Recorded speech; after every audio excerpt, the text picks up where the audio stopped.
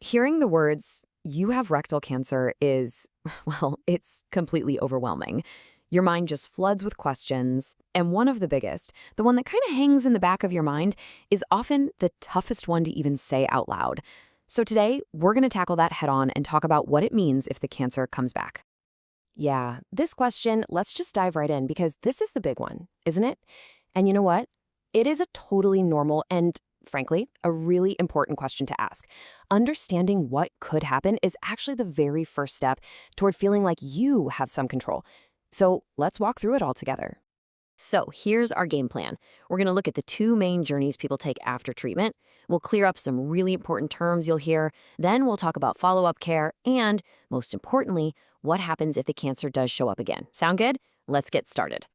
Okay, so after you've gone through initial treatments, things like chemotherapy and radiation, your journey usually splits into one of two main paths.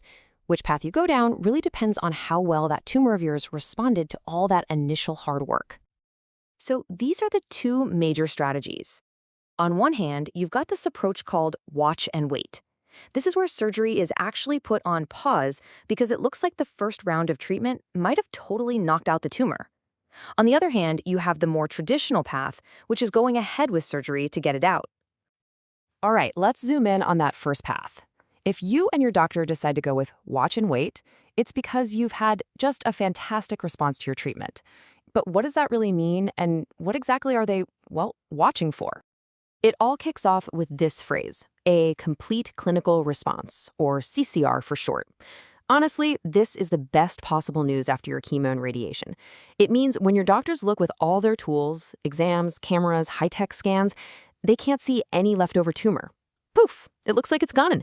And that's what makes you a candidate for this watch and wait strategy. And this brings us to a really, really important word. If the tumor does come back for someone on this non-surgery path, it has a special name, local regrowth. Think about it. The word regrowth makes sense, right? Because the original spot was never surgically put out. So if something comes back, it's seen as the original spot regrowing. Now, for folks on that watch and wait path, the research shows there's about a 1 in 4 or 25% chance of a local regrowth. I know, when you see a number like that, it can feel a little worrying, but here is the absolute key. Your doctors are watching for it like hawks, and that close monitoring makes all the difference, which we're going to talk about in just a minute. Okay, let's switch gears and talk about that second path. What does it mean if cancer comes back for someone who did have the surgery to remove the tumor? And here's that different word I was talking about.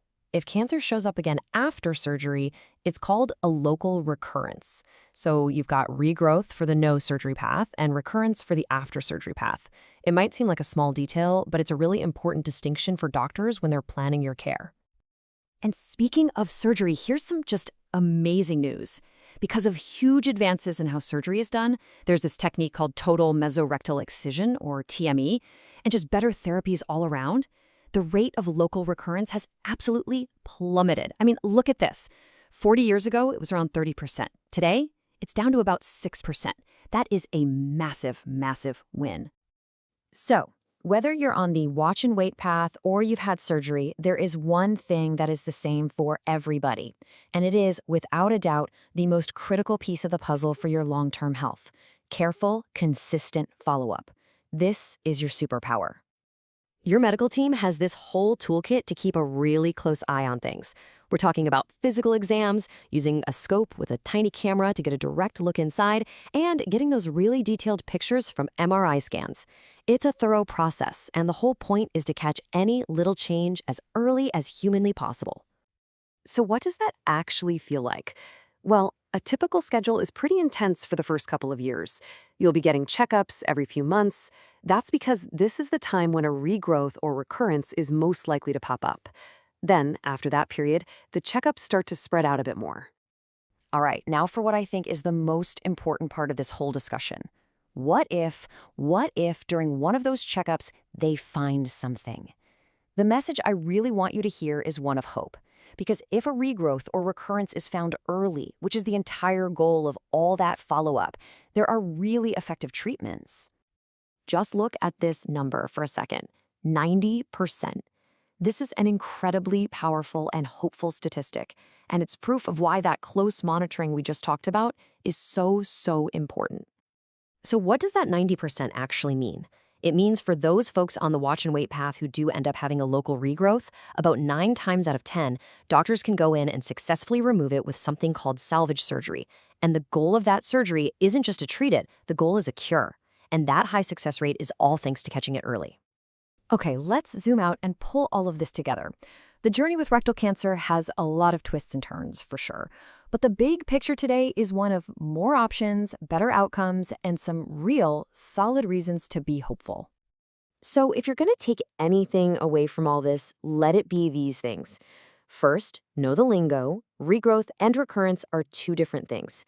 Second, yeah, a return is possible, but it's often very manageable and treatable when it's caught early. Third, and this is the big one, your follow-up schedule is your absolute best friend. And finally, know that there are really effective treatments like salvage surgery if you need them. And I want to share this quote because it comes directly from the research, and it is so powerful. Basically, it's saying that for the right patients, choosing the non-surgical watch and wait path can lead to long-term survival rates that are just as good as for patients who get surgery right away. That is a total game changer, and it's a huge reason for optimism. So when you boil it all down, after everything we've talked about, what is the single most important thing that you can do for your own care? It's this. Simple as that. Sticking to your surveillance plan, you showing up for every appointment, every scan, that's you being an active partner in your own health. It gives you and your medical team the absolute best shot at staying one step ahead of this thing and making sure you have the best possible outcome.